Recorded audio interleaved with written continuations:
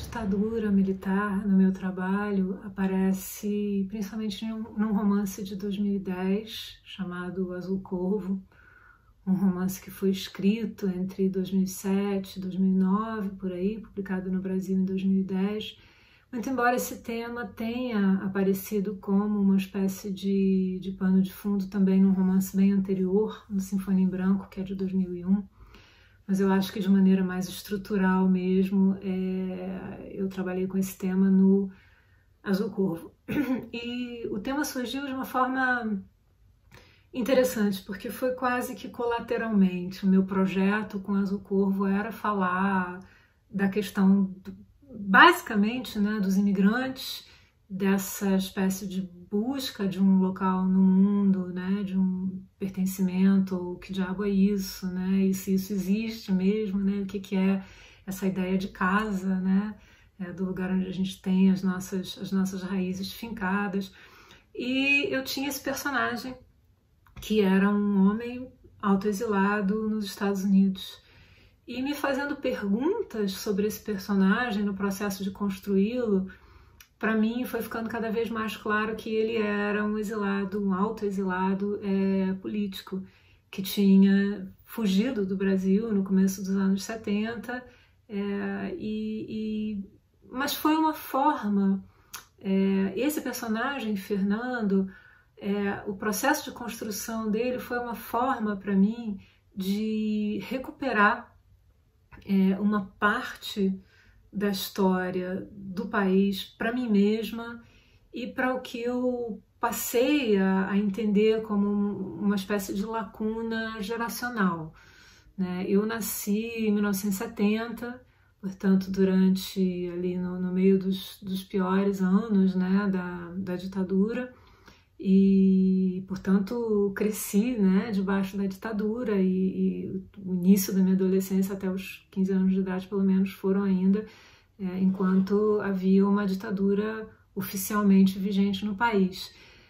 E para muitos dessa geração a ditadura nunca foi um tema, primeiro porque por conta da censura muitos de nós crescemos sem saber, né, o que era aquilo que era a realidade do nosso país. Quer dizer, não era um assunto sobre o qual necessariamente se falava em casa ou na escola ou onde fosse. Claro, há exceções, né, há famílias, eu diria que principalmente famílias talvez de uma certa elite cultural, né, pessoas com mais escolaridade, com formação universitária, pessoas com pensamento político, crítico, politizadas e em geral de esquerda, e que não raro, né, por conta justamente disso, estavam também exiladas, né, principalmente nesses primeiros anos aí de 1968 em diante, depois do AI-5 em diante, né, nos anos de chumbo.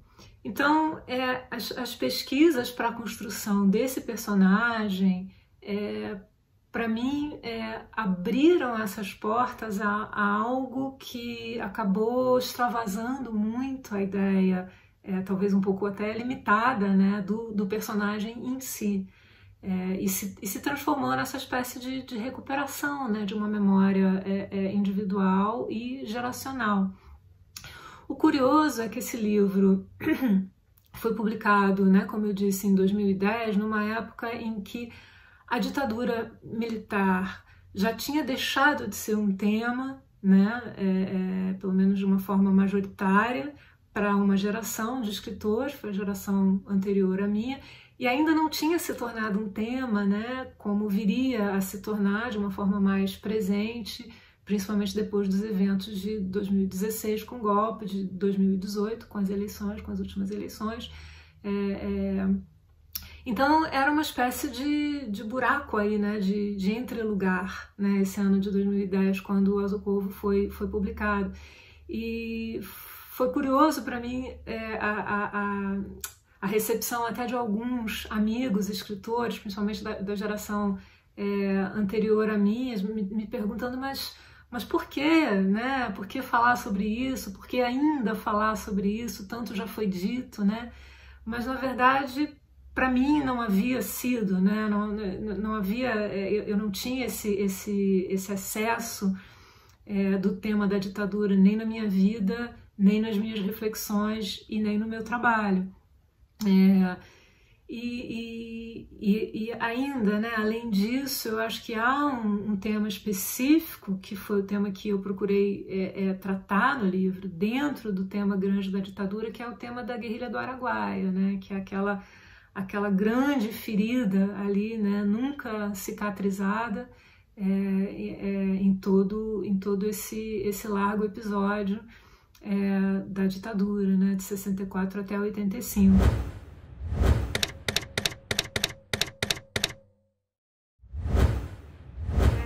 É muito, num certo sentido, triste ver que o tema se tornou obrigatório de novo, quer dizer, triste de modo algum que eu acho o trabalho que é feito com ele, não, mas é triste que esse tema tenha se imposto novamente da maneira como se impôs para os escritores brasileiros, né? Porque de repente a gente tem uma eleição supostamente democrática para o presidente da República, em que o povo vai em peso votar a favor de alguém que é representante de um pensamento, né, o que defende, que faz a apologia de um sistema castrador e totalitário, né, calcado na censura, calcado que a censura hoje em dia tem outras caras, né, como as informações falsas que são veiculadas e tudo mais, quer dizer, deixar todo mundo atordoado, sem saber o que pensar, né, quer dizer, um governante que faz a apologia da tortura, sem a menor vergonha na cara, né. Então, isso ter se tornado novamente um tema necessário no país, né, no contexto da produção literária, da produção artística, porque o país andou para trás historicamente, né? Nós que éramos, né, e que fomos durante tanto tempo e tão reiteradamente o país do futuro, de repente nos tornamos o país do nosso próprio passado, né? Como se a gente tivesse conseguido fazer assim uma mágica no tempo e espaço, né, e ter voltado, né, nos nossos próprios passos e desaprendido, né, aquilo que a gente deveria ter aprendido, ou pelo menos aquilo que a gente julgava ter aprendido, né? E a literatura é um espaço de reflexão valiosíssimo.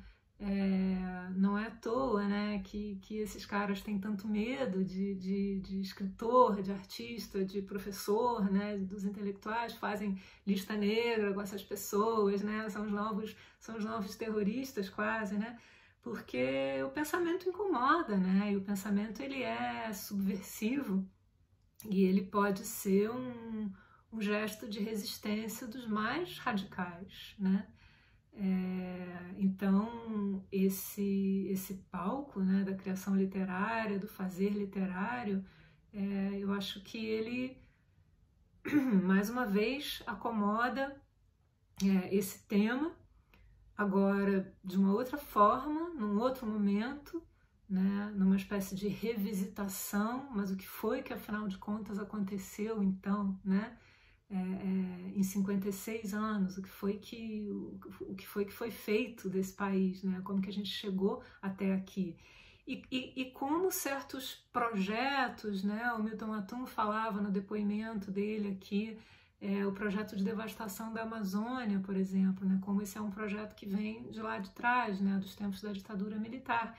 Então, como é que a gente vai fazer para construir esse nosso tal futuro, né? Ou mesmo o nosso presente, né? Como que a gente vai se olhar no espelho todos os dias, né? E reconhecer os nossos muitos abismos, as nossas muitas lacunas, com essa ferida aberta, né? Com essa página que aparentemente não foi virada, porque se apologias são feitas à ditadura, se as pessoas, né, acham que naquele tempo é que era bom, né, porque tinha segurança na rua e porque não sei o que, isso tudo é uma enorme desinformação, né, uma enorme desinformação útil, cultivada, porque, enfim, o resultado é esse, né, que a gente vê como viu nas urnas, né, no Brasil em 2018. Então, que bom que haja, e que importante que haja, né, esse movimento de recuperação do tema da ditadura militar na literatura brasileira contemporânea, e oxalá essas reflexões ajudem a gente a finalmente, sabe, virar essa página, né, e deixar esse passado onde ele tem que ficar, né, no passado.